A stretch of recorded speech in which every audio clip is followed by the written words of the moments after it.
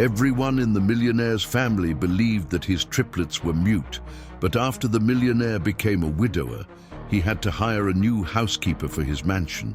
And then one day he comes home from work, and what he sees in the living room of his mansion makes him fall to his knees. On that sweltering Wednesday afternoon, Arthur Sterling, the most powerful and respected businessman in the exclusive coastal enclave of Coral Gables, felt the weight of the day crush him as the door of his imported car clicked shut behind him. Countless hours had been dedicated to grueling meetings, intricate negotiations to close a multi-million-dollar contract, a strategic investment that would further guarantee the prosperity of his businesses and solidify his already vast fortune.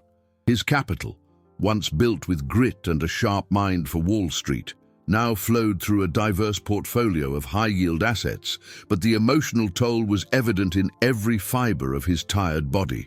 All he wanted was to see the smile of little Leo, his son of only a few months, and breathe a sigh of relief in the tranquility of his mansion, a sanctuary of wealth and control he had so proudly erected himself. He expected the familiar hum of activity, the occasional cry from the baby, perhaps the muffled sound of Ilara, the housekeeper, tidying up some corner of the house. Life in the mansion, though grand, was predictable and orderly, a reflection of the control Arthur exercised over every aspect of his existence. But the silence was deep, almost oppressive, a silence not of peace, but of vacancy, of absence.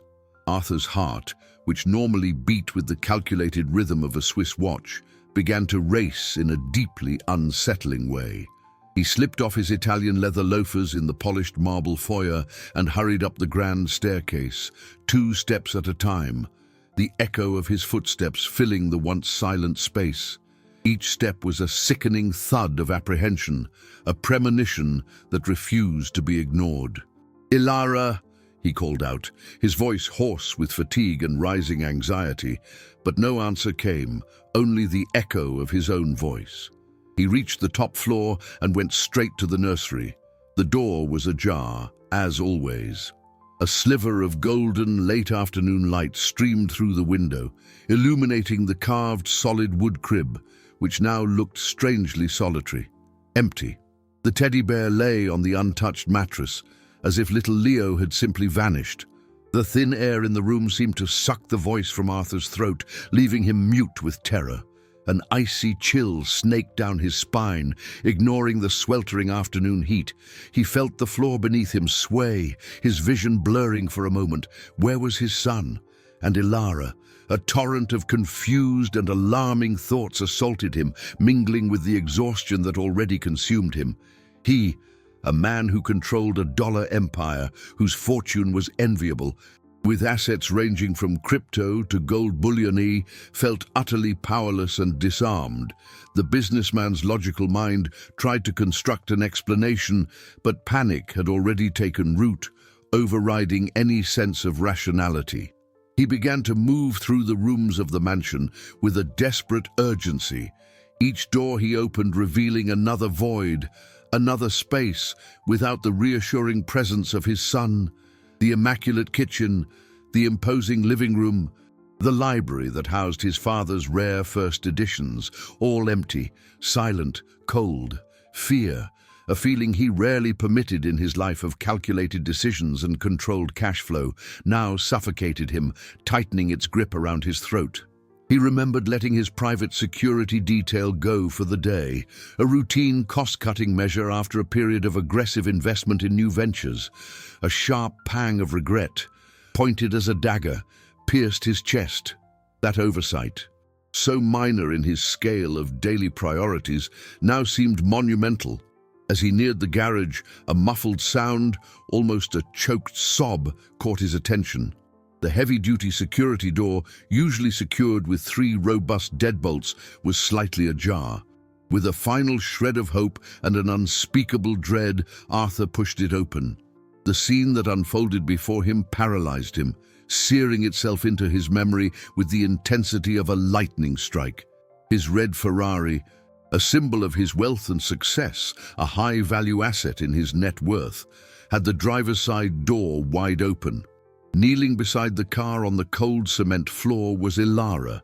She was clutching baby Leo to her chest, both of them crying uncontrollably, a desperate lament that echoed off the garage walls. The housekeeper's face, usually serene and discreet, was now a mask twisted in a raw mix of terror and relief. Leo, huddled in her arms, sobbed softly, his tiny body trembling. Arthur couldn't process the image. What had happened? His mind, trained to solve complex financial problems and profit strategies, was a chaotic whirlwind, unable to form a single coherent question. The question, "What did you do?" formed in his throat, a veiled accusation born of shock, but the words wouldn't come out. Ilara lifted her eyes, swimming with tears and fear, and met his gaze with a look of panic he would never forget. Her voice, choked with sobs and palpable urgency, cut through the heavy garage air, carrying an intensity he had never heard before.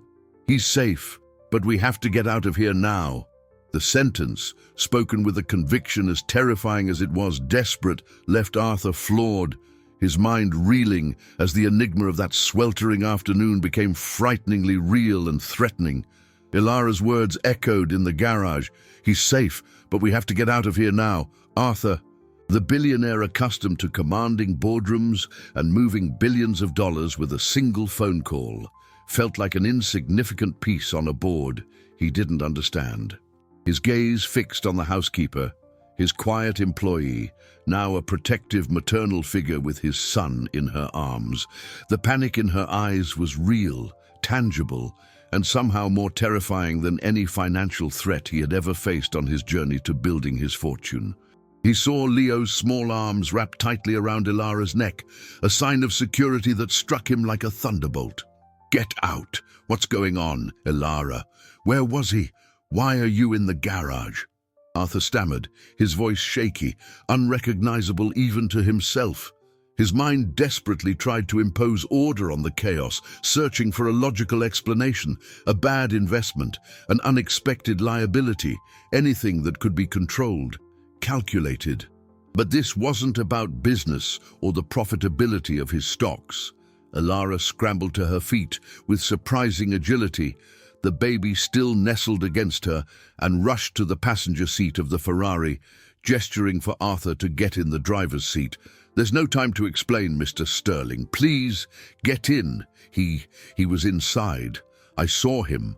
Her voice was an urgent whisper, laced with a terror so genuine that Arthur, against all reason, obeyed.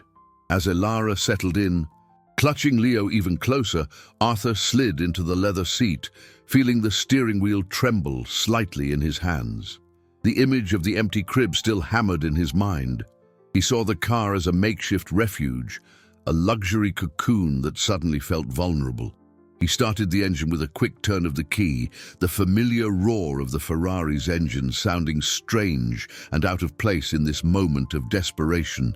His eyes met Ilara's in the rearview mirror. She was pale, her hair disheveled and her eyes red from crying, but there was a steely determination in her gaze, a quiet courage that surprised him. "I was outside, cleaning by the front gardens, when I saw a man jump the side wall." Ilara began to narrate, her voice still trembling but now steadier. He was wearing a mask. I hid behind the rose bushes and followed him. He went in through the kitchen door, the one you asked to leave unlocked for the grocery delivery, and he went upstairs. I knew he was going for the baby's room. I didn't think, Mr. Sterling, I just had to protect Leo." She paused, taking a deep breath, reliving the terror of that moment. "I ran inside, grabbed the baby and fled through the garage. I got into the only car that was unlocked. I can barely drive, but I had to get away. He was there, looking for the baby." Her words hit Arthur like a punch to the gut. An intruder, a masked man. It all made sense now. The silence, Ilara's panic, the baby's cries, and guilt, a bitter feeling, began to bubble up inside him. He, the businessman with so much money, a fortune in investments and stocks, had failed at the most important thing, his son's safety. The security guards he'd let go. His decision, motivated by cost-cutting, had nearly cost Leo his life. Ilara, a woman of few possessions and a modest salary, had risked everything without hesitation. "Where are we going?" he asked, his voice still thick with emotion as he shifted into gear and sped out of the garage, the Ferrari's tires screeching on the asphalt. Ilara clutched Leo even tighter. "I don't know, Mr. Sterling. Just away from here, somewhere safe." Her naivete and her lack of a plan, contrasting with the complexity of her actions, were almost moving. Arthur drove aimlessly, his heart still pounding. The tree-lined streets of the affluent neighborhood, where each mansion represented a fortune in real estate, seemed strangely hostile, filled with unseen eyes. The sun was setting, painting the sky in hues of orange and purple, but the beauty of the landscape went unnoticed. He felt the weight of responsibility, not just for his son, but for Ilara, whom he now saw as an unexpected guardian. He pulled over on a quiet street, a simpler area where the houses were modest and the cars parked on the street were sedans, not Ferraris. The silence, after the roar of the engine and the tension of the escape, was almost unbearable. Ilara, who seemed to have been running on adrenaline until that moment, broke down in tears. It was no longer a cry of panic, but of relief and exhaustion, her sobs echoing in the luxurious interior of the car. Leo, sensing the shift in emotion, began to cry softly too. Arthur watched her, her face reflecting a vulnerability that touched him deeply. He, who was used to dealing with numbers and profit projections, had no idea what to do in the face of such raw emotion. He reached out a hesitant hand, touching her shoulder. "Ilara, it's okay now. He's safe," he said, trying to sound calm, but his own voice was choked. She looked up, and in that moment, Arthur realized that his life, built with such pride and control, was about to unravel, revealing secrets he could never have imagined. From that instant, nothing would ever be the same again. Arthur's hesitant touch on Ilara's shoulder, a gesture so uncharacteristic of him, was like a key unlocking her pent-up emotions. The sobs, which had been restrained by the adrenaline of their escape, now burst forth with full force. Leo, still in her arms, clung to her, as if sensing the anguish that overwhelmed her. Arthur, accustomed to handling corporate crises and decisions involving millions of his net worth, was at a loss in the face of this raw display of vulnerability. His investment funds, his shares on the stock market, his assets, nothing had prepared him for a moment like this. He felt strangely clumsy, the opulence of the Ferrari seeming ridiculous against the backdrop of human fragility. I was so scared. "Mr. Sterling," Ilara managed to stammer between sobs, her face wet with tears. "I just thought about saving Leo. Those eyes, he was looking at me, he needed me." The simplicity of her courage, the pure instinct to protect, contrasted sharply with the complexity of his own world, where every decision was calculated for profit and the security of his vast capital. Arthur looked at her, and something in his perception began to shift. This woman, who had always been just a discreet presence in his home, a part of the routine maintenance of his wealth, was revealing an inner strength he had never imagined. He pulled his phone from his pocket, his instrument of power and communication, and hesitated for a moment. Calling the police was the obvious step, the protocol for a man of his resources. But something stopped him. The image of Ilara, kneeling beside the car with his son in her arms.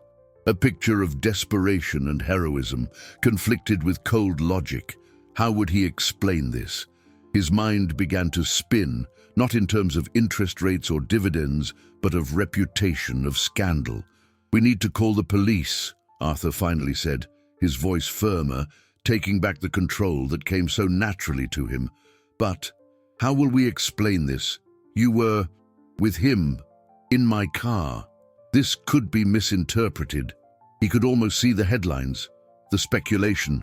The stain on his name and his business, built with so much effort over the years, with every carefully planned investment and asset allocation. Ilara looked at him, her eyes still teary, but now with a glimmer of understanding. She knew that to outsiders, her humble position made her a natural suspect. "I know, Mr. Sterling.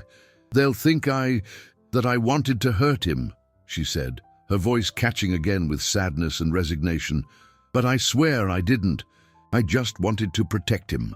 The idea of being accused, of having her dignity questioned, was a blow even greater than the terror she had just experienced. She was invisible in the lives of the elite. But now, suddenly, she would be the center of unwanted and, likely, judgmental attention. Arthur called the local precinct, reporting the incident in a concise and controlled manner, omitting for now the details of Ilara's escape in the car. He asked for a patrol car to be sent to their location. As they waited, a tense silence filled the car. The yellow glow of the now-lit streetlights bathed the Ferrari's interior, revealing the deep exhaustion on both their faces. Arthur felt a knot in his stomach. The businessman, who had amassed a great fortune investing in stocks and who had part of his capital in cryptocurrency, now felt helpless and entangled in a situation completely beyond his control. The patrol car arrived minutes later, its lights flashing softly. 2 officers approached the car. Arthur quickly explained the situation, but the story of an unknown intruder and the presence of the housekeeper with the baby in the Ferrari, parked on a common street, immediately raised suspicion. They asked Ilara and Leo to step out of the car. "Ma'am, we'll need you to come down to the station to give a statement," one of the officers said. His tone neutral but firm. Ilara, feeling Arthur's eyes on her, reluctantly handed Leo to him, her own eyes pleading for his trust. Arthur's heart tightened. In that moment, he saw her fear of being seen as guilty, of having the little she had taken from her. He was not a man of emotional impulses, but something inside him stirred. "She's not a suspect. She saved my son," Arthur intervened, his voice filled with an authority that surprised even himself. The officers exchanged glances. The reputation of billionaire Arthur Sterling was unquestionable in the city, but the facts before them were, at the very least, unusual. The news of the incident leaked quickly. Arthur Sterling, the man whose wealth was legendary, whose image was synonymous with success, was in the headlines. Not for a new investment in gold or a corporate merger, but for an alleged kidnapping and a housekeeper who was either a hero or a kidnapper, depending on the source. The chaos was just beginning, and Ilara, the invisible woman, was in the eye of the storm, her fate now tied to Arthur's in a way she could never have imagined. The police station was a labyrinth of fluorescent lights and muffled voices, a stark contrast to the opulent luxury of Arthur's mansion and Ilara's discreet life. Headlines were already popping up on the officers' phones, and those of the few reporters who, like vultures, sensed a story. "Billionaire Sterling's son missing, nanny a person of interest," was one of the phrases Ilara saw on a phone screen, a stab to her soul. She, who had always worked in the shadows, making herself invisible so as not to bother anyone, was now publicly exposed, judged for her background and her status. The idea that her honesty and courage could be twisted in such a way was painful. Arthur was in a separate room, giving his statement, while Ilara was questioned by a female detective, a woman with a serious demeanor and a sharp gaze. Leo was temporarily in the care of a social worker at the station, a provisional arrangement that broke Ilara's heart with every minute he was away from her arms. She felt naked, exposed. She told her version of the story, every detail of the invasion, the panic, the impulsive escape in the Ferrari. But the detective's questions were incisive, focused on the apparent inconsistency of a housekeeper driving a luxury car and disappearing with the baby. "Why didn't you call the police immediately, Ilara? Why did you flee the mansion instead of looking for Mr. Sterling or the neighbors?" Each question was a wound, exposing her lack of resources, her inexperience with the outside world, and the inherent fear of someone of her social standing. I didn't think, Mum. I only thought about protecting the baby. I saw the man go upstairs. There was no one else in the house. And the security guards. Mr. Sterling had let them go for the day. There was no time. I didn't know what to do. Just run, she explained. Her voice choked, her eyes filled with tears of exhaustion and despair. What for a man like Arthur was a logistical failure in his security system, for her was a moral burden. Outside the station, the media frenzy grew. Reporters swarmed, microphones pointed at the door, speculating about the Sterling family's fortune, the possible motives for a kidnapping, and of course, the mysterious housekeeper. Arthur Sterling's name, synonymous with success and an enviable net worth, was being dragged through the mud of speculation. His control over his businesses, his stock market investments, his most valuable assets, it all seemed to be slipping through his hands like sand. When Arthur and Ilara were released, it was already dawn. The media pressure and the lack of concrete evidence against Ilara prevented a formal arrest, but doubt hung over them like a dense fog. The businessman, with his untouchable image, had to face the flashes and aggressive questions from the reporters. He held Leo with a desperate strength, and when the reporters tried to get a statement from Ilara, he stepped in front of her. "This woman saved my son's life. She is a hero, not a suspect," Arthur declared with a voice that, despite its weariness, resonated with an authority that surprised even himself. He was not a man for emotional public speeches, but the flagrant injustice drove him. Arthur's statement quelled some of the frenzy, but didn't eliminate the doubt. The next day's headline would be a new chapter in their ordeal. Arthur Sterling defends hero housekeeper. What's the real story? Ilara felt a mix of gratitude and embarrassment. Arthur's defense was a balm, but it also placed her even more squarely in a spotlight she had never wanted. She, who feared losing the little she had, felt that with every step, the chasm between her world and his deepened, and her identity, once so clear in its simplicity, was unraveling. When they returned to the mansion, a heavy silence, different from the one before, awaited them. All the lights were on, creating an unreal atmosphere. Arthur, still holding a finally sleeping Leo, asked Ilara to sit in the living room. "Ilara, I am so sorry for all of this. You didn't deserve to be treated like a criminal," he said, his voice softer than she had ever heard it. "And I owe you my son's life." He looked into her eyes, and Ilara saw something more there, something beyond gratitude, a vulnerability he rarely showed. The businessman, the man of money and fortune, now stood before her, disarmed. "I need you to stay here, Ilara, at least for now, until this is all sorted out. You and Leo aren't safe alone, and I need you close," Arthur proposed. A practical decision, but one laden with implicit trust. "There's a guest room available, and we need to find out who did this. My security team, who were off today, are already on their way back, but I can't take any chances." Ilara felt a chill. The offer was an unexpected refuge, but also a trap. Living in the mansion under everyone's watchful eyes would be torture.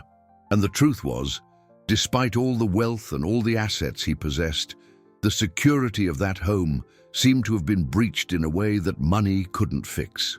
Ilara sensed that the real danger was not just outside, but also within those walls where secrets seemed to lurk. And Arthur's offer, though well-intentioned, created a new and unexpected dilemma for her.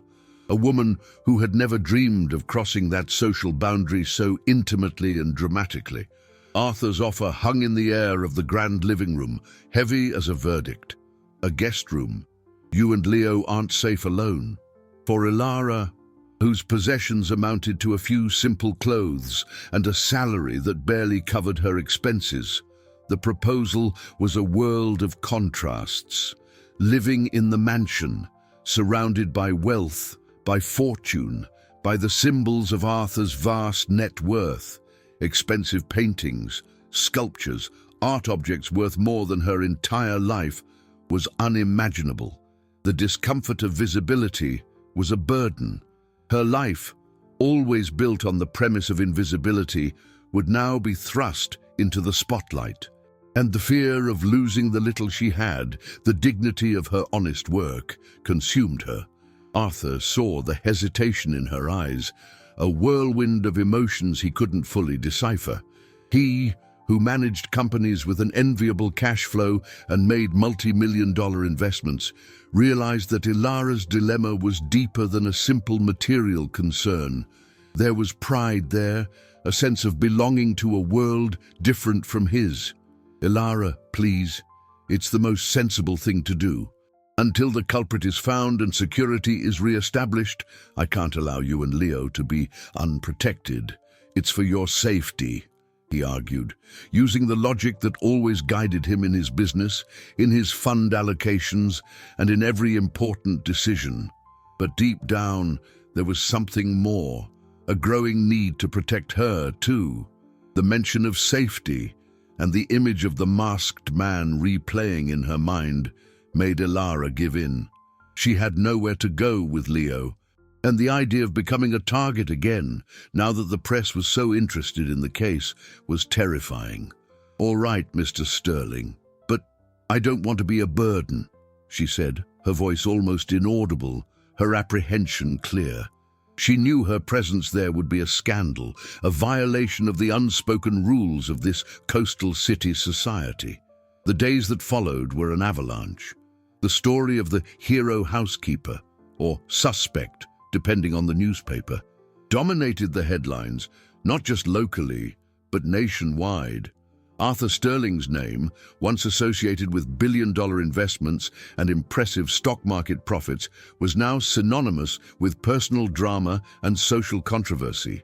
His ex-fiancée, Sophia, a chic and ambitious woman who saw marriage to Arthur as the guarantee of her own status and access to a vast fortune, immediately capitalized on the situation. Old photos of the two appeared in gossip magazines, and she made veiled statements to the press, expressing concern for Leo's well-being and for Arthur's emotional stability. In the mansion, Ilara felt like a fish out of water. The guest room, with its silk sheets and ocean view, felt like a gilded cage. She cared for Leo with the same dedication as before, perhaps even more, feeling herself grow more attached to the little one each day. The baby, in turn, seemed to find in her a source of comfort and security, crying whenever she was away. This genuine connection was her only refuge amidst the growing hostility. The other staff members in the mansion, once cordial, now avoided her. Their looks were of suspicion, judgment, jealousy. The cook muttered about opportunists when Ilara passed by. The chambermaid refused to clean the guest room, saying it wasn't her place. Ilara, used to being invisible, felt every glance, every whisper, eroding her self-esteem. She, who had always worked with dignity to earn her living, now felt like an imposter, a threat to the delicate balance of that universe of wealth and privilege. The fear of losing the little she had, not in terms of money or assets, but in her reputation and her personal worth, was a constant internal conflict. Arthur, on the other hand, dove headfirst into the investigation. His private security, an elite team he usually deployed to protect his gold holdings and cryptocurrency investments, now swept the mansion for any clue. The first discovery was disturbing. The security camera monitoring the kitchen area, precisely where the intruder had entered, had been disabled on the day of the incident. It wasn't a technical failure. Someone had turned it off. The news chilled Arthur. The betrayal could be closer than he imagined, within his own team, among people he trusted with his assets and his life. "It's an inside job," the head of security informed Arthur, his face grave as they reviewed footage from the previous days. "Someone from in here, someone who knew the guards were off and about the kitchen door. A cold anger rose in Arthur. The violation of his home, his privacy, his trust. But who? The list of employees was long, and suspicion, a slow-acting poison, began to spread throughout the mansion. Meanwhile, the pressure from Sophia intensified. She called Arthur relentlessly, worried about Leo, about the family's image. "You need to get rid of that woman, Arthur. She is destroying your reputation. People are saying she's an imposter, a grifter. What will they think of your businesses, your capital, your investments?" she insisted, her voice cold and calculating. Arthur, despite everything, ignored her. His mind was focused on finding the truth and protecting his son. But Ilara was increasingly isolated, feeling like a burden, an inconvenience, an intruder in Arthur's world of fortune and ostentation. She felt that with each passing day, she was drawing closer to a precipice, unsure if Arthur's outstretched hand would be her salvation or just push her into an even more painful fall. The mystery of the intruder deepened, and with it, the emotional tension inside that house, revealing the cracks beneath the perfect surface of wealth. The tension in the mansion was palpable, a heavy air that hung over every room, despite the grandeur and wealth displayed in every detail. Ilara felt like a bird in a golden cage, watched, judged, and silently ostracized. Every sidelong glance from a staff member, every muffled whisper in the hallways, was a painful reminder of her status and the social abyss that separated her from Arthur. She, whose greatest asset was her discretion and dignity, saw her image being deconstructed by gossip and newspaper articles. Caring for Leo, the only genuine link that kept her in that place, was her sole comfort, her anchor in the storm. The baby, for his part, continued to cry whenever she was away, an attachment that warmed Ilara's heart and exasperated everyone else. Arthur, immersed in the internal investigation, was increasingly tense. The fact that the security camera had been disabled by someone inside the house was a blow to his sense of control, to his fortress of business and life. His investments, once a source of pride, now seemed distant and superficial in the face of the real threat hanging over his family. The security team, led by the strict chief, Amir, questioned the staff one by one, but no one seemed to have seen or heard anything suspicious. Loyalty was a luxury in that environment of power and money, and the fear of reprisal kept everyone silent. While Arthur focused on uncovering the betrayal, Ilara was living her own internal conflicts. The affection she felt for Leo was extending, in a strange and unusual way, to Arthur. She saw him tired, worried, a facet of the billionaire that the interest on his investments and the success of his stocks would never reveal. He was not just the wealthy boss, the man of incalculable fortune, but a desperate father, a man under attack. She fought against these feelings, against the idea that she could be nurturing an affection for someone so far above her reality, a man she felt would never see her as anything more than her function. The fear of dreaming, of wanting something that seemed impossible, paralyzed her. One late afternoon, Amir, the head of security, approached Arthur with a new lead. "Mr. Sterling, we found something on the possible intruder. The external CCTV from a neighbor, which thankfully wasn't disabled, shows a suspicious car leaving the side street around the time of the incident. We managed to get the license plate, and the car, though rented, was being used by a man named Rubens." Arthur felt a flicker of recognition. "Rubens? Rubens who?" Amir scanned the files on his tablet. "Rubens Garcia, sir. Former gardener on the property. Fired about 5 years ago." The revelation was a shock.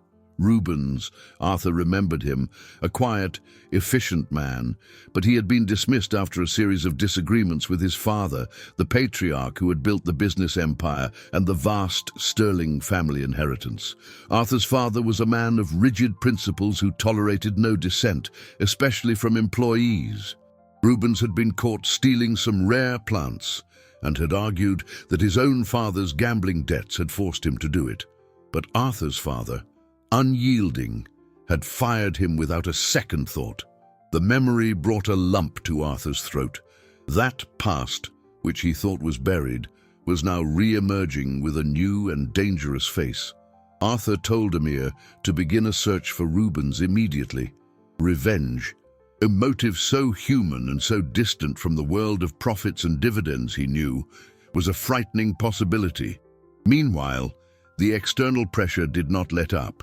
Sophia, the ex-fiancée, seeing that Arthur wasn't caving, intensified her campaign. She appeared on the media regularly, always with an air of concern, insinuating that Ilara's presence in the mansion was inappropriate and dangerous for Arthur's reputation and for Leo's well-being. The neighbors, always eager for gossip, endorsed the criticism, muttering about the unequal relationship and the indecency of the situation. Ilara felt the weight of these comments, but the discovery about Rubens added a new layer of fear. That man, seemingly harmless, was now a ghost from the past, threatening the present. Her quiet courage, her almost instinctive empathy, now clashed with the real danger. She felt trapped, with the sense that even though she had saved Leo, her life was crumbling along with Arthur's, but without the safety net his wealth provided. She was a piece in a much larger game, where social capital was more valuable than any fortune in dollars. What would Rubens do if he found her? And what would be the next move on this dangerous board? Ilara's mind spun, feeling that with each day, she and the baby were more exposed to the unknown. The news about Rubens hung over the mansion like a dark cloud, impregnating the already tense air with a new layer of apprehension. Arthur, the businessman accustomed to dealing with numbers and the profitability of his funds, felt a chill down his spine. Revenge, a motive so primal and visceral, was unfamiliar territory for him, used to dealing with conflicts of interest and profit strategies. The image of his father, an austere and inflexible man, resurfaced in his memory, bringing with it an old and uncomfortable guilt. That act of dismissal, seemingly justified at the time, now had disastrous consequences. While Arthur mobilized his team to locate Rubens, Ilara found herself in an emotional whirlwind. The presence of the former nanny, a woman named Cecilia, who had been fired months earlier, added an unexpected layer to the situation's complexity. Cecilia reappeared at the mansion, not to get her job back, but to offer help. Her eyes filled with genuine concern for Leo. I heard what happened, Ilara, and I need to tell you something," Cecilia said in a low, conspiratorial tone, pulling Ilara into a corner of the kitchen, away from the prying ears of the other staff. "Sophia, Mr. Sterling's ex-fiancée. She's no saint. A few months before I was fired, I overheard some of her phone conversations. She seemed to be plotting something. She talked about problems with the baby, about how convenient it would be if Arthur didn't have anyone to take care of him, so she could get back into his life," Cecilia revealed, her eyes wide with fear and remorse for having stayed silent before. "I thought it was just jealousy, you know. But she seemed to want to create a situation where Mr. Sterling would be vulnerable, with no one to care for his son. She wanted to get back at all costs, for the money, the fortune, the status. She talked about securing her futures and reclaiming her place." Cecilia's words hit Ilara like an electric shock. Sophia, the woman who appeared so elegant and concerned on television, was behind something so sinister, the plot of jealousy and financial interest involving millions of dollars and an enviable net worth, was much deeper than she had imagined.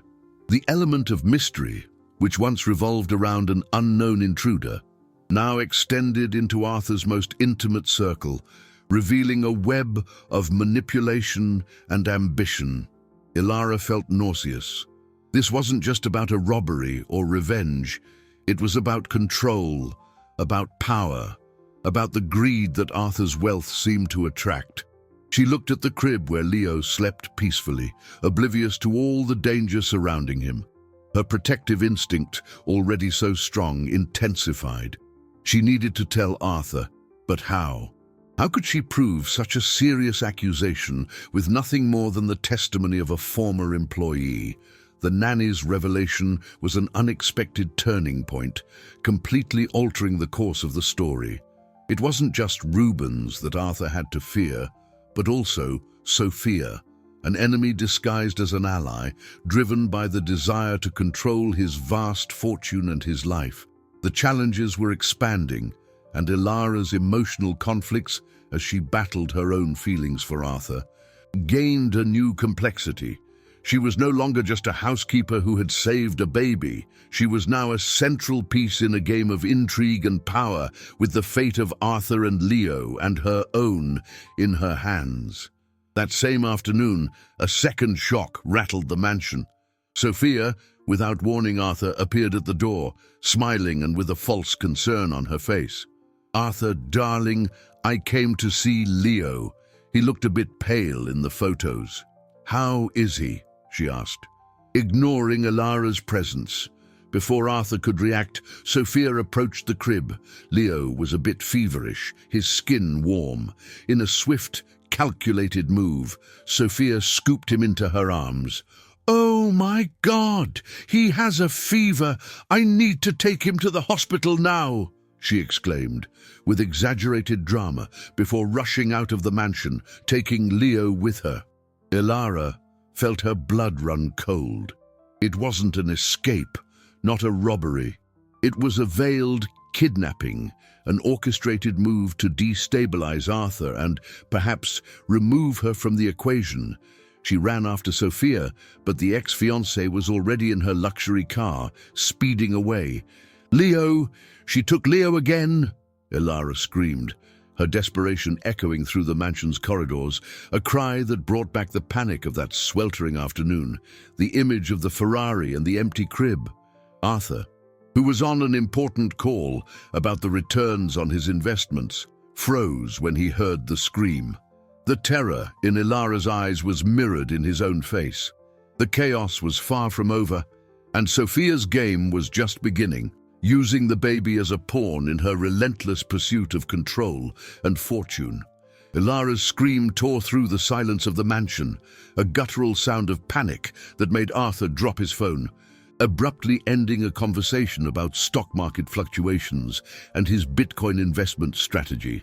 The name Leo, repeated with such anguish, brought back the terror of that sweltering Wednesday, the empty crib, the Ferrari.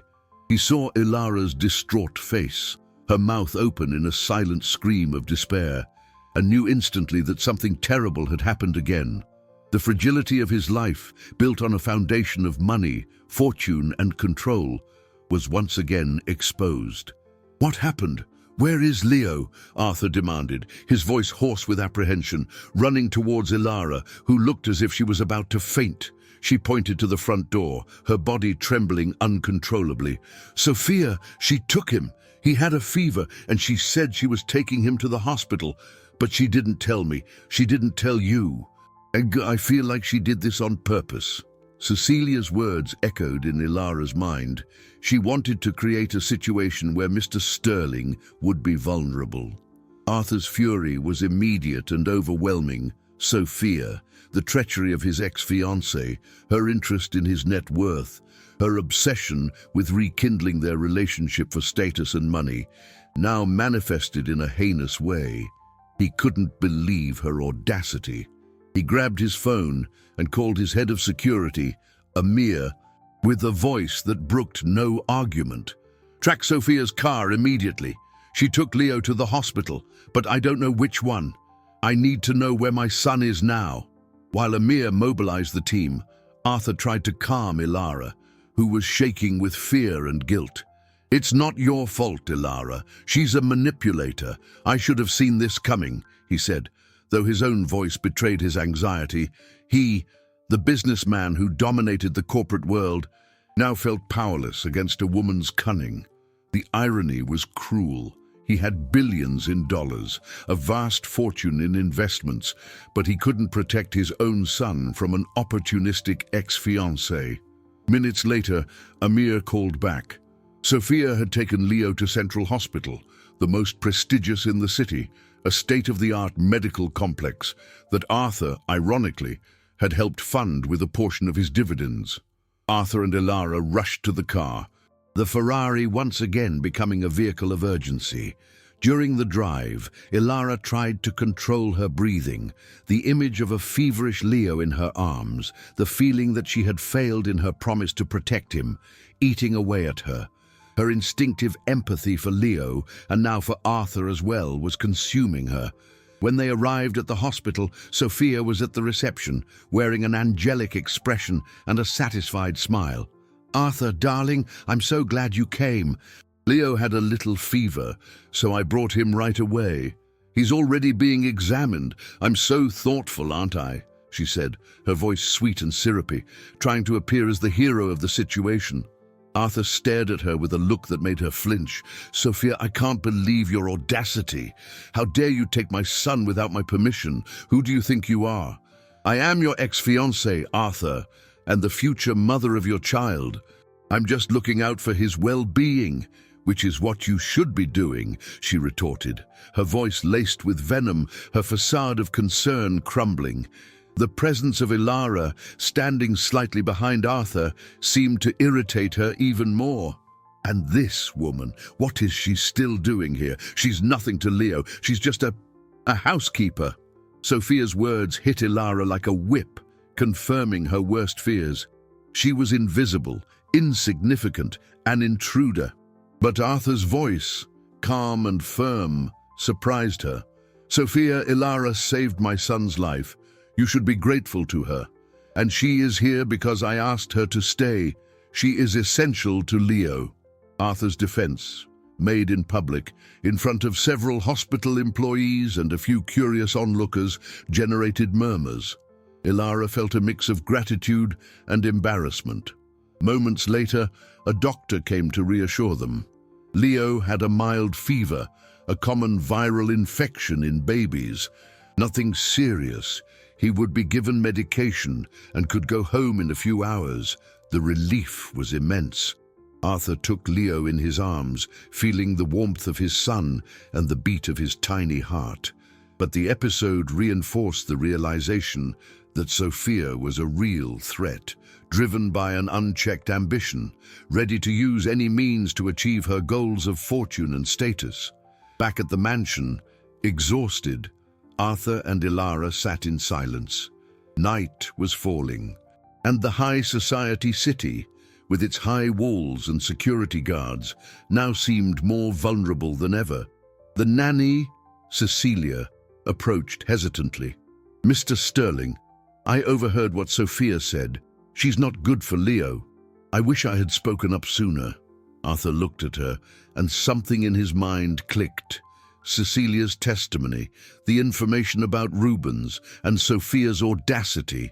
He felt he was getting closer to the truth, but the path was winding, full of emotional traps and invisible dangers, and Ilara, the silent, selfless woman, was at the center of it all, more than ever. Cecilia's confession, coupled with Sophia's audacity in taking Leo to the hospital, crystallized something in Arthur's mind. This was no longer about money, profit, or stock market losses. It was a battle for his son, for his peace, and, in a way he barely understood, for Ilara's dignity.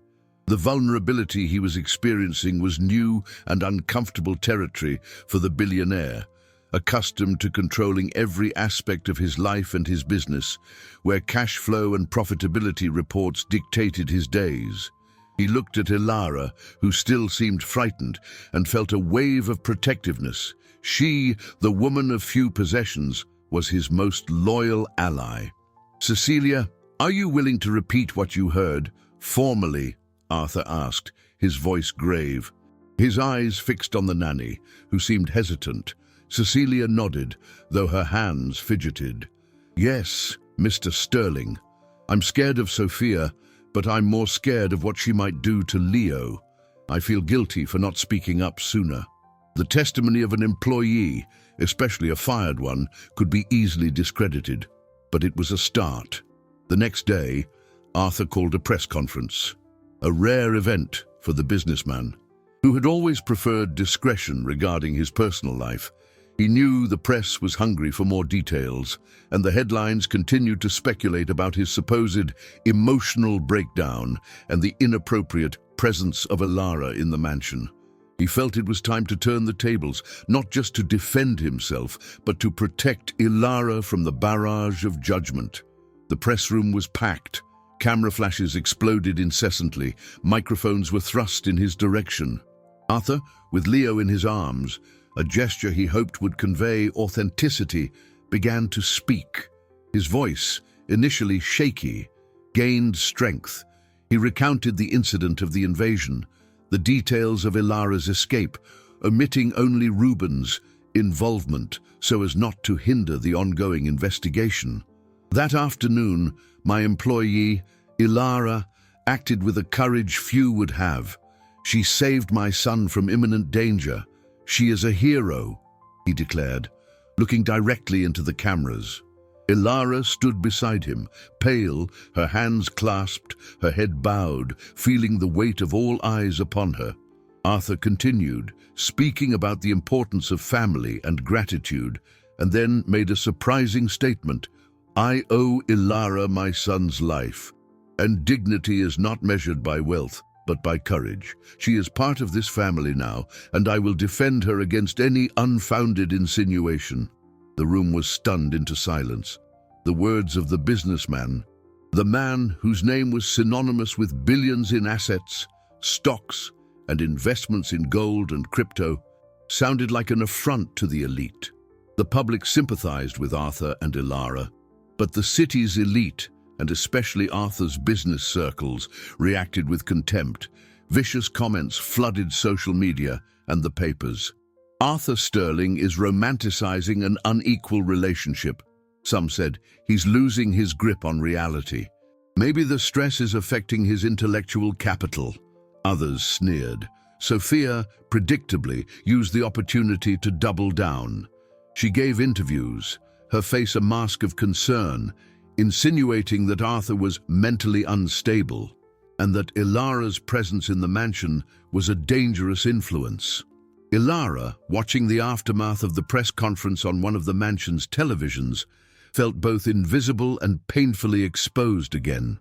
Arthur's words were a balm to her heart, a validation she had never expected, but society's response crushed her. They will never accept me. I'm just a housekeeper, she thought, the voice of her own insecurity echoing in her mind. The internal conflict, the battle between her humble origins and her growing love for Leo and respect for Arthur, became increasingly intense. She felt her life was being invaded in a way she couldn't control, and that, in the end, she would always be the outsider. However, Arthur's public confession had an unexpected side effect. An elderly neighbor, Mrs. Gable, who lived in a modest house next to the imposing Sterling estate and was generally ignored by the elite residents, began to reach out. Mrs. Gable, a woman of folk wisdom and kind eyes, brought homemade cakes and advice for Ilara, reminding her that dignity doesn't come from a last name, but from courage. Mrs. Gable's friendship was a ray of sunshine for Ilara, a reminder that kindness existed outside that world of judgment. Meanwhile, Amir's investigation continued.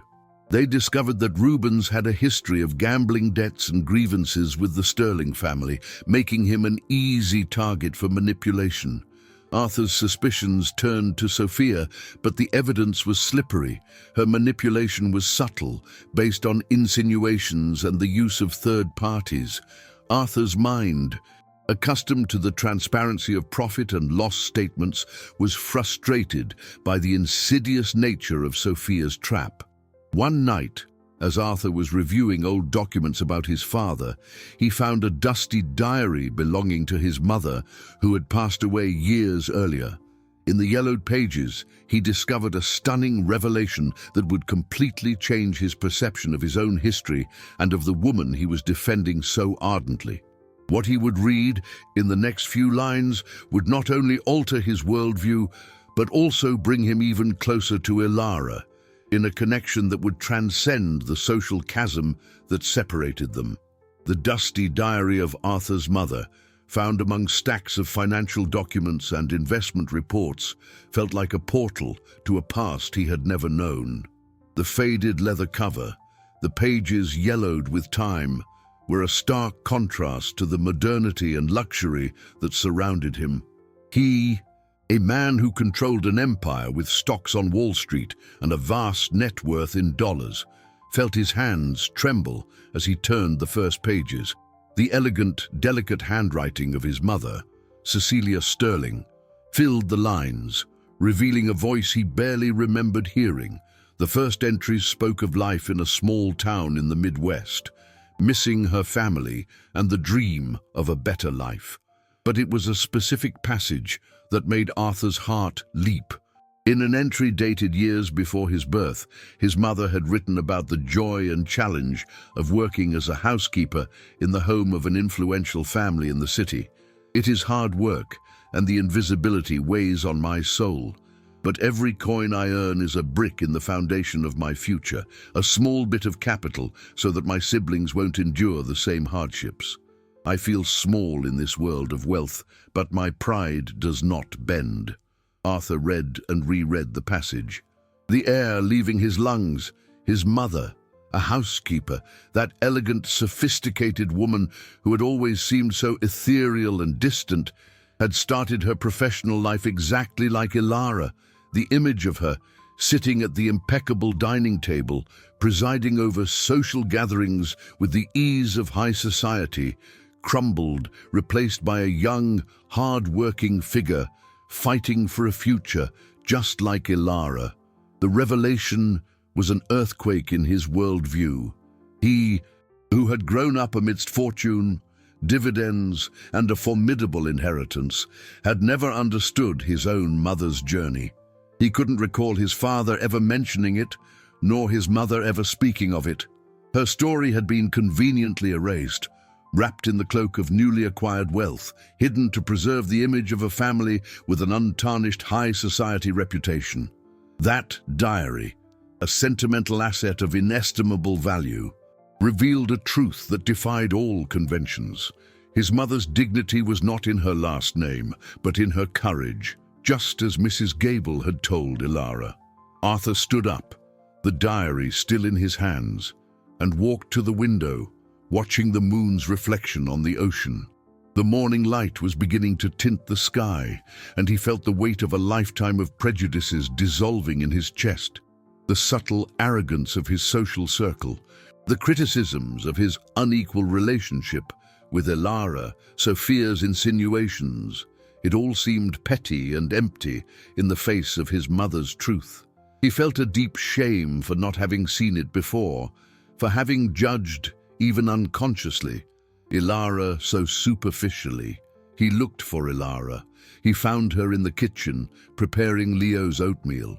She looked tired, but the smile that spread across her face when she saw Arthur was a ray of sunshine. She seemed such a natural part of this home now, caring for his son, a stark contrast to the housekeeper he had met weeks before.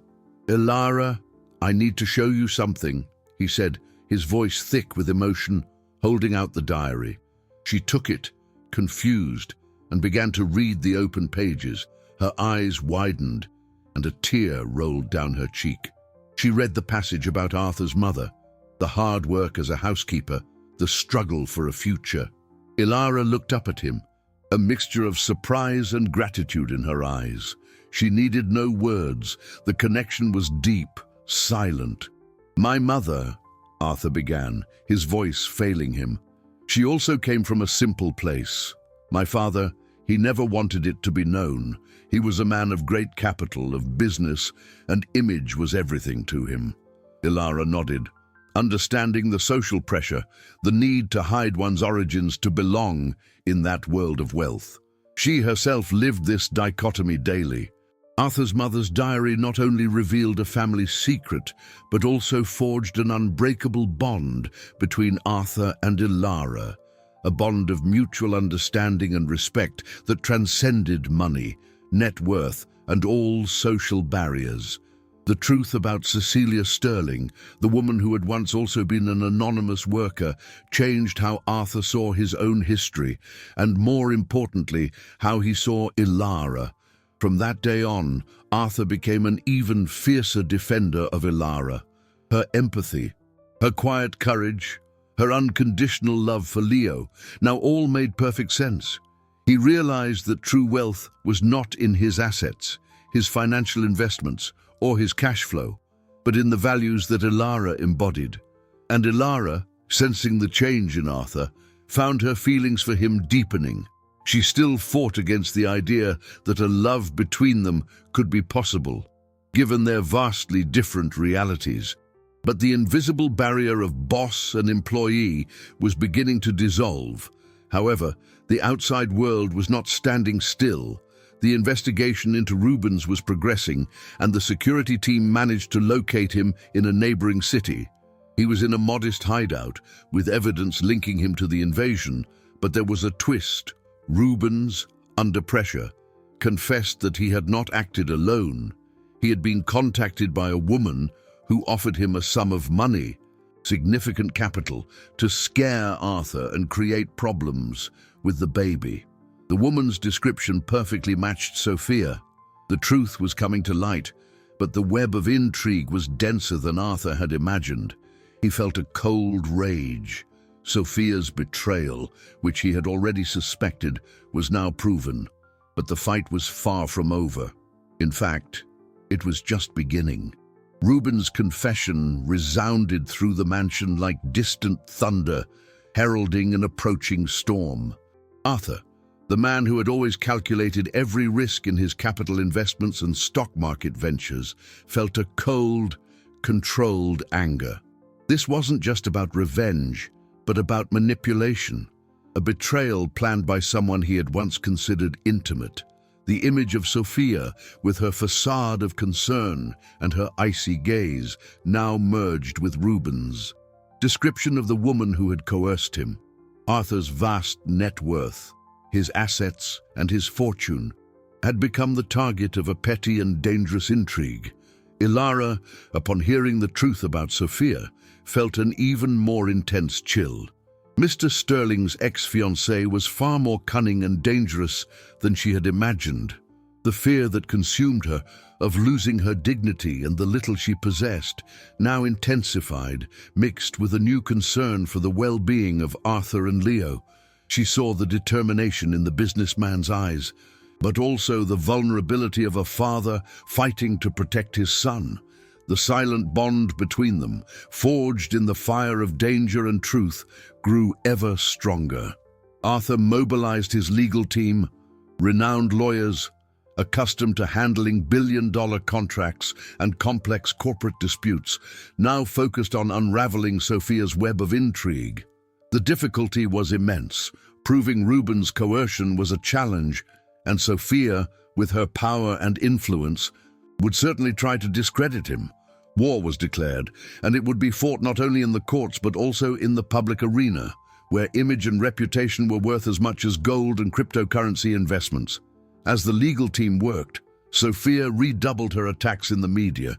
She gave exclusive interviews, posing for photos with a look of feigned sadness, and insinuating that Arthur was suffering from a psychotic break due to stress, and that Ilara's presence in the mansion was proof of his mental instability. She even suggested that Ilara and Rubens might have acted together, creating a scenario to take advantage of Arthur's wealth. The headlines were scandalous, affecting Arthur's image and, by extension, the reputation of his businesses and the value of his stocks. The neighbors, always eager for gossip, and the city's elite, who already criticized Arthur for romanticizing an unequal relationship, endorsed Sophia's accusations. Ilara felt the weight of every word, every look. It was as if each day she was pushed further to the margins of society, a stain on the impeccable life of Arthur Sterling. Her internal conflict deepened.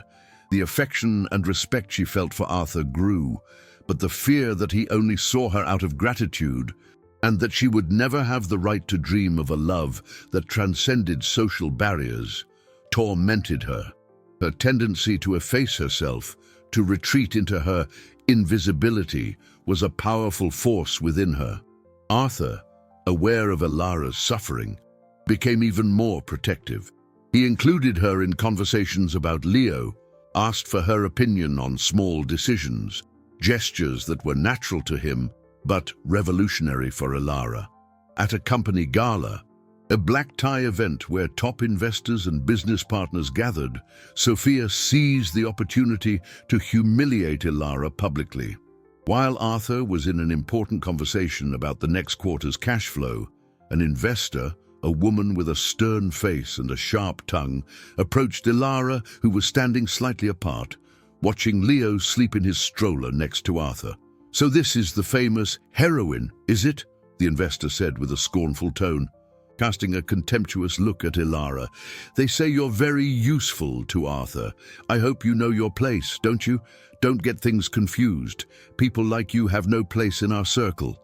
The investor's words, laden with prejudice and arrogance, struck Ilara to the core. She felt her face flush, tears welling in her eyes. The public humiliation was more painful than any slander in the newspapers. Without a word, Ilara fled to the garden, tears streaming freely. Arthur, who had witnessed the scene from afar, put down his champagne flute and went after her. He found her sitting on a stone bench, sobbing, her body trembling. "Ilara, what happened? Are you okay?" he asked, his voice soft, sitting beside her. She couldn't answer, just shook her head. Arthur understood. He squeezed her hand and pulled her into a hug, a gesture that was more than comfort. It was protection, a silent declaration of his loyalty. He returned to the gala, and with a voice that cut through the party's chatter, Arthur addressed the investor. "My employee, Ilara, is a woman of incomparable value and dignity. She saved my son. Anyone who disrespects her disrespects me and everything I have built." His voice reverberated through the ballroom, silencing everyone present. The investor turned pale, but Arthur gave no quarter. "And for those who are concerned about my capital, my investments, know that true wealth is not in money, but in integrity and gratitude. Those who do not understand this do not understand my values." Arthur's public defense, delivered with unquestionable authority, silenced the critics for a moment, but the victory was fleeting. At the end of the third week, Sophia's threat materialized in a devastating way. She filed for a custody hearing, alleging that Arthur was mentally unstable and that the baby was at risk in his care and under the destabilizing influence of Ilara. The case became a national headline, turning Arthur and Ilara's lives into a public spectacle. The legal battle was becoming a battle for Arthur's soul and for Leo's future, with Ilara, the invisible woman, at the center of a storm that threatened to destroy everything they had built, including the respect and affection that was growing between them, a love that defied all social and financial conventions.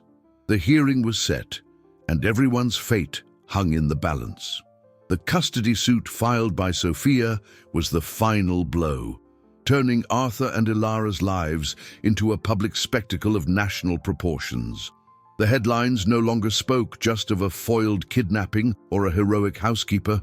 They now delved into the private life of the billionaire, questioning his sanity, his ability to care for his son, and, insidiously, the morality of his relationship with Ilara. For Arthur, the man of money, of a fortune, meticulously built on the stock market, this was the greatest battle of his life, one that money did not seem able to buy or corrupt. His lawyers, renowned experts in family and estate law, were baffled by Sophia's audacity and the weakness of her evidence. But the media circus was a powerful force. Ilara felt crushed. Her quiet courage, her almost instinctive empathy, were now twisted into something sinister. Sophia's accusations that she was a manipulator, a gold digger taking advantage of Arthur's instability to gain access to his vast net worth, corroded her soul. The internal conflict, the voice that always told her place was in the shadows, that she had no right to dream of a better life or the love of someone above her station, screamed in her ears. She saw the growing affection in Arthur's eyes, felt the comfort and security in his hugs. But every day she wondered if it was all just gratitude, a passing phase that would end when the dust settled. The fear of losing Leo, the tiny being who had become the center of her universe, was an excruciating pain. Arthur, for his part, was on a war footing. He, who once worried about the profitability of his assets, the cash flow of his businesses, and expanding his capital in various investments, now had only one focus: protecting Leo and clearing Ilara's name. The revelation from his mother's diary had transformed his perspective. He saw in Ilara not just his son's savior, but a woman with the same dignity and strength his own mother had possessed. The social barrier that once seemed insurmountable had crumbled, and he found himself increasingly connected to her, a connection that went beyond gratitude, touching something deeper in his heart, previously reserved for numbers and investments. He wanted to protect her, but feared that any misstep could further destroy her reputation and, more importantly, that she might not truly see him as someone she could trust. The days leading up to the hearing were a whirlwind of depositions, meetings with lawyers, and constant media hounding. Mrs. Gable, the elderly neighbor, became a pillar of support for Ilara. She brought homemade food, told stories of her own life, of struggles and triumphs, and with her wise voice reminded Ilara, "No one can take your dignity, my child, except you. Your courage is worth more than all the gold in the world, more than all the dollars Mr. Sterling has." These words were a balm to Ilara's wounded soul, a reminder of her inner strength. Cecilia, the former nanny, was crucial. Her testimony, corroborated by call logs and messages she had secretly saved, revealed Sophia's manipulation, the conversations about creating problems for Arthur and the baby. Arthur's security team, working tirelessly, found additional proof that Sophia had coerced Rubens, offering him a significant sum in dollars for his service. Sophia's web of lies began to unravel, exposing her greed and lack of scruples. Baby Leo, oblivious to the storm raging around him, was the light of the mansion.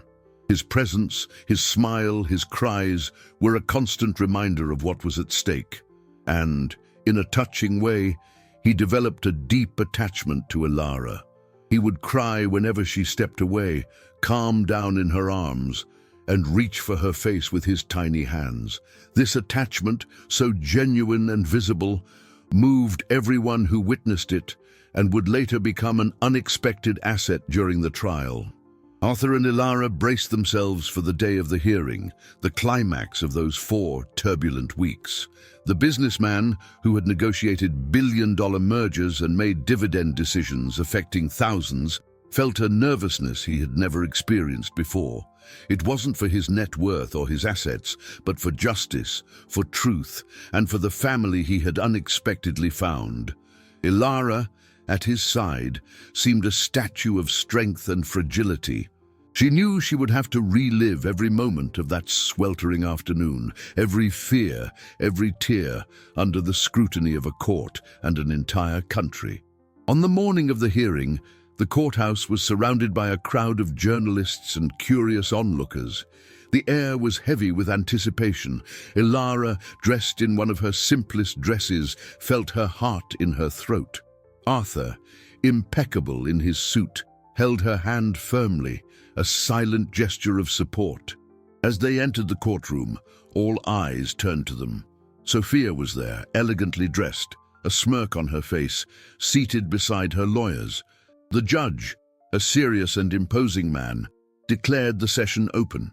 The fate of Leo, Arthur, and Ilara was now in the hands of the justice system. Ilara felt a shiver. The truth would come out, but at what cost? She barely knew that on this day, not only would innocence be proven, but a new love, born from chaos, would finally be acknowledged. The moment of greatest tension had arrived, and everyone's future was about to be rewritten. The silence in the courtroom was almost suffocating, broken only by the rustling of papers and the clicks of authorized photographers' cameras. Ilara felt every beat of her heart hammering in her ears as the curious eyes of the public and the media scrutinized her. Sophia, on the other side of the room, maintained a calculated smile, a mask of innocence that Ilara and now Arthur knew all too well. The judge, in his solemn voice, began the hearing, and the weight of truth, reputation, and Leo's future hung in the air.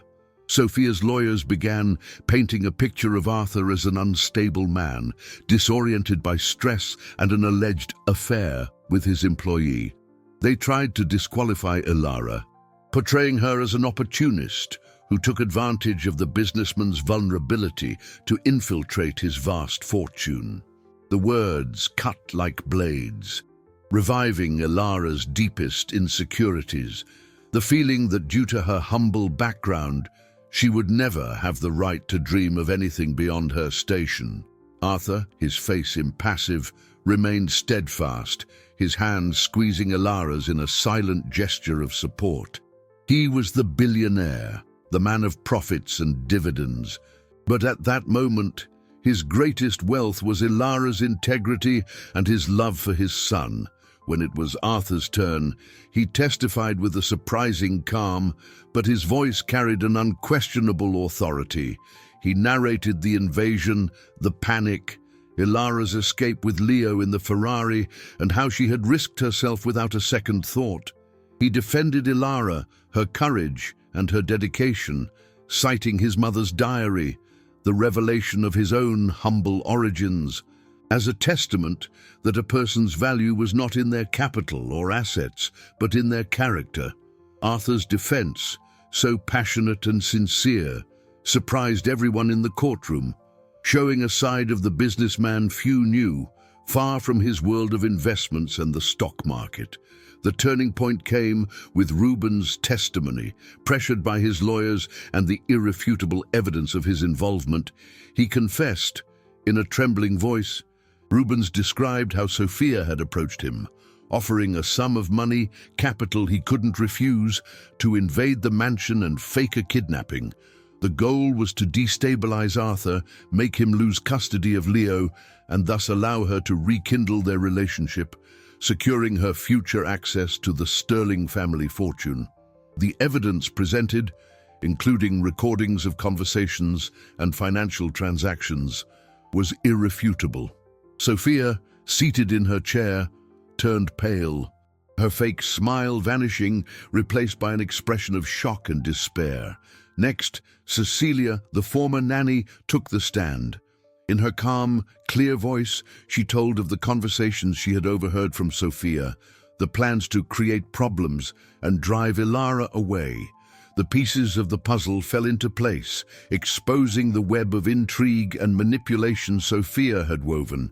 The prosecution then presented the most moving piece of evidence, a video recorded by Mrs. Gable, the elderly neighbor. The video, discreetly filmed on one of the most turbulent days at the mansion, showed Leo in Ilara's lap, crying inconsolably whenever she moved away, and immediately calming down at the housekeeper's touch. The scene, so simple and powerful, moved everyone, including the judge.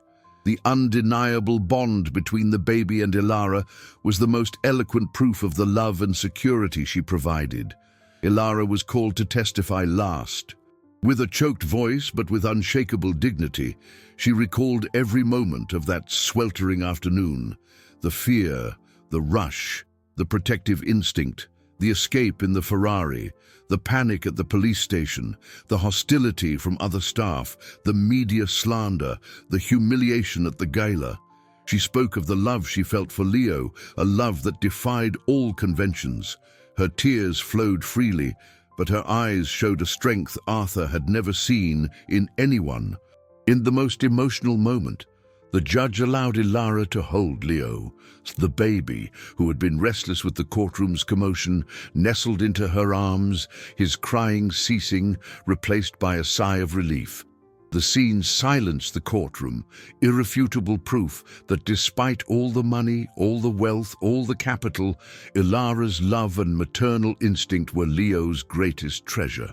Sophia was unmasked. The judge, after a brief recess, read the verdict. Sophia would be indicted for coercion and manipulation, and her custody suit would be denied.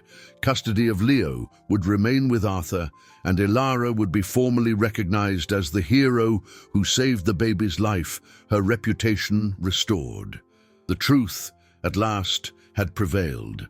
Ilara felt a weight lift from her shoulders, but the resolution of this public conflict, while satisfying, was not the end of her journey. There was still an internal conflict to resolve, a dream to be dared. Arthur's gaze, fixed on her, was no longer just of gratitude, but of unquestionable love.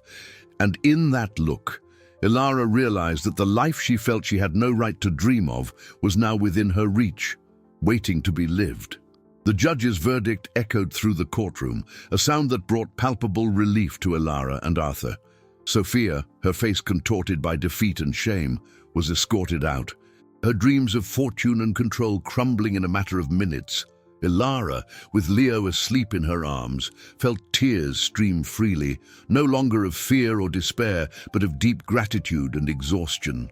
Her dignity, once so tarnished by slander and invisibility, was finally restored before the world. But the public wounds, the sleepless nights, and the pain of having her truth questioned would leave scars that time would take to heal. Arthur, at her side, held her hand with a strength that conveyed more than support. It conveyed an unbreakable bond. The two looked at each other, and in that instant, without words, they acknowledged that nothing would ever be the same. What had united them was not chaos, but the love born from the instinct to protect. The businessman, the man of billion-dollar investments and vast net worth, felt that his true wealth was not in his assets, his stocks, or his cash flow, but in Ilara's courage and his son's innocence. As they left the courthouse, the crowd of journalists awaited them. Arthur, with Ilara and Leo by his side, faced the flashes with a serenity he had not possessed just days before.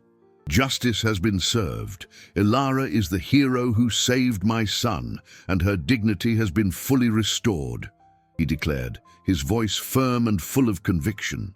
Ilara, who once shunned the spotlight, now held her head high with a new posture.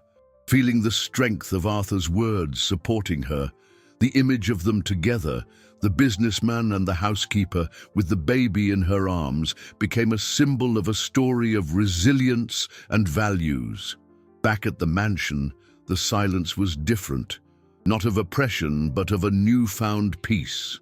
The staff, who had once been hostile, now looked at her with respect, some even with admiration. Mrs. Gable, with her homemade cake and wise advice, hugged Ilara warmly. "I knew it, my child. No one can hide the light of a good person for long." Cecilia, the former nanny, also came to express her joy and relief, feeling redeemed for having spoken the truth. The days that followed were for healing and rebuilding. The investigation into Rubens continued, and he received his sentence for his part in the crime, while Sophia, after her conviction, saw her image and career collapse. Arthur and Ilara's lives, however, began to intertwine in a natural and profound way.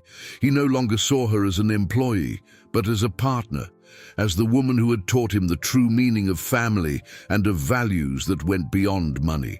One afternoon, as they walked through the mansion gardens, with Leo playing in Ilara's lap, Arthur stopped and looked into her eyes. "Ilara," he began, his voice thick with emotion, "I know that this world, my life, is very different from yours. My capital, my business and all of it. It can seem like a lot, but what you have brought to my life, to Leo's life, is worth more than any fortune, any investment in gold or cryptocurrency." He knelt, not in reverence, but in a gesture of humility and love, taking a small velvet box from his pocket. Inside, there was no diamond ring, but a simple necklace with a leaf-shaped pendant symbolizing growth, life. Ilara, I fell in love with you, for your courage, your empathy, your soul. You taught me to see the world differently. You and Leo are my true wealth. Would you build a life with me, not as my employee, but as my partner, my equal? Ilara felt her heart race. The dream she felt she had no right to have was there, before her, real and tangible. She looked at Leo, who was smiling at her, and then at Arthur, her eyes filled with tears of joy. "Yes, Arthur, yes, I will," she whispered, her voice choked. She didn't know what the future held for them, the challenges they would still face, but she knew that with him, with Leo, she had finally found her place in the world, a place where love and dignity overcame any social or financial barrier. Arthur and Ilara's wedding was a discreet affair, far from the media flashes, but full of love and meaning. They built a life together, based on respect, understanding, and passion. Arthur learned to slow down, to cherish the small moments, to balance his business with the joy of his family. Ilara, in turn, blossomed, finding her voice and her confidence, becoming a remarkable force alongside Arthur, using her empathy and intelligence for social causes, helping those who, like her, had once felt invisible. Leo grew up surrounded by love, with Ilara as his mother and Arthur as his father. A living testament that love can arise in the most unexpected places, and that courage and kindness are the greatest riches one can possess. The mansion, once a symbol of wealth and isolation, transformed into a home of affection and inclusion, where social divisions dissipated. The story of Arthur and Ilara, of the billionaire and the housekeeper who found love amidst chaos, became an inspiration, a reminder that true fortune lies in human connection and the capacity for resilience. Their marriage was not just the union of two people, but the joining of two worlds, showing that true love knows no barriers, not even those built by figures of money or social status. They lived a full life, proving that dignity comes not from a last name, but from courage, and that the purest love is born from the instinct to protect.